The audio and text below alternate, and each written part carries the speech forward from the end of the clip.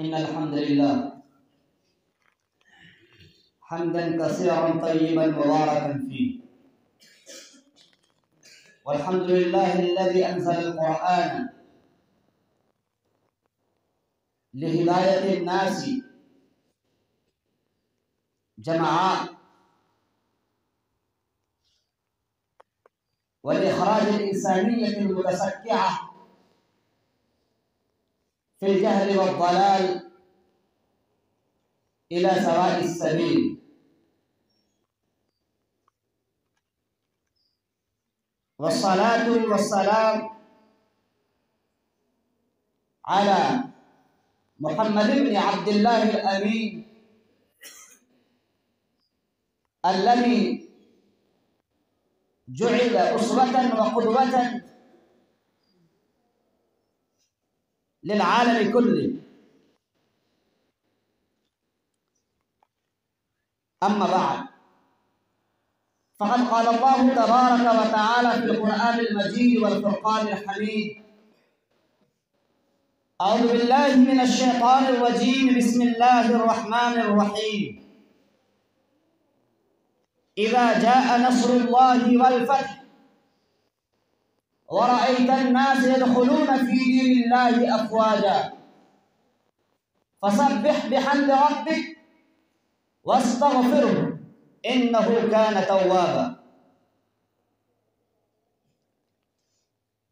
أيها الأحبة، لما أنزل الله سبحانه وتعالى هذه السورة المباركة على النبي صلى الله عليه وسلم، فاستبشر الصحابة رضوان الله عنهم أجمعون الذين كانوا جالسين آنذاك في ذلك المجلس، إنهم ابتهجوا وفرحوا فرحا شديدا. وفي جانب آخر رؤي على وجه سيدنا أبي بكر الصديق رضي الله تعالى عنه أثر الحزن والألم والبكاء، فسئل: يا أبا بكر، لماذا تبكي؟ إن الله سبحانه وتعالى يبشر بهذه السورة المباركة المسلمين والمؤمنين ببشارة الفتح والنصرة وبدخول الإنسانية والناس أجمعين في رحاب الإسلام وفي إطار الإيمان، فلماذا تبكي؟ فأجاب سيدنا أبو بكر الصديق رضي الله تعالى عنه: إن هذه السورة القرآنية لا تبشر بل تخبر بوفاة النبي صلى الله عليه وسلم، لأن أجل النبي صلى الله عليه وسلم قريب، وإنه يترحل من بين أيدينا إلى الله سبحانه وتعالى عن قريب. يا أيها الناس، تدبروا في هذه السورة.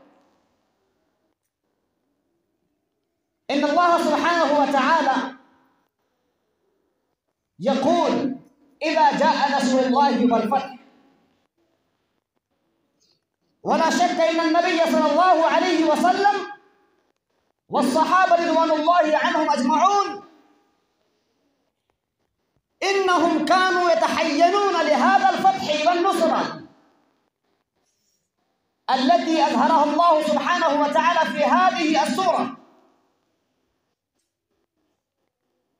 ولكن يا أيها الطلبة، متى أتى الله سبحانه وتعالى بهذا الفتح متى أخبر الله سبحانه وتعالى عن هذه النصرة والنجدة وغلبة المسلمين على الكفار والمنافقين؟ لما تواجه النبي صلى الله عليه وسلم والصحابة رضوان الله عنهم أجمعون كثيرا من المشكلات في كثير من الأمكنة مدة طويلة، أحيانا في أرض مكة وأحيانا في أرض المدينة المنورة. إنكم استعرضتم التاريخ الإسلامي ولا سيما التاريخ الذي هو مشتمل على حياة النبي صلى الله عليه وسلم وسيرته، فإنكم تجدون إن النبي صلى الله عليه وسلم والصحابة يخرجون من ديارهم التي تبوأهم الله سبحانه وتعالى في تلك الأرض. لعلكم قرأتم ذلك الحديث الذي قال النبي صلى الله عليه وسلم فيه مخاطبا مكة المشرفة: يا أيتها الأرض لولا ما أخرجني سكان هذه الأرض لما سكنت غيرك. إن النبي صلى الله عليه وسلم كان يحب، بل أشرب في قلبه حب مكة المشرفة، مكة المشرفة. رغم ذلك إن النبي صلى الله عليه وسلم أخرج من تلك الأرض المشرفة، فإنه قال باكيا ومتضرعا لتلك الأرض. فثبت إن الرجل الذي يقوم بما أمر الله سبحانه وتعالى، إن الرجل الذي يرفع علم الله سبحانه وتعالى، إن الرجل الذي يتحمل كل المشاق، الذي يأتي في سبيل الله سبحانه وتعالى، فإنه يواجه كثيرا من المشكلات، فإنه يواجه كثيرا من البلايا، كما نحن نواجه في الأيام الأخيرة كثيرا من المشكلات. فآن ذلك أن الله سبحانه وتعالى يقول أيضا اليوم بهذه السورة المباركة: يا أيها المسلمون إذا جاء نصر الله والفتح ورأيت الناس يدخلون في دين الله أفواجا.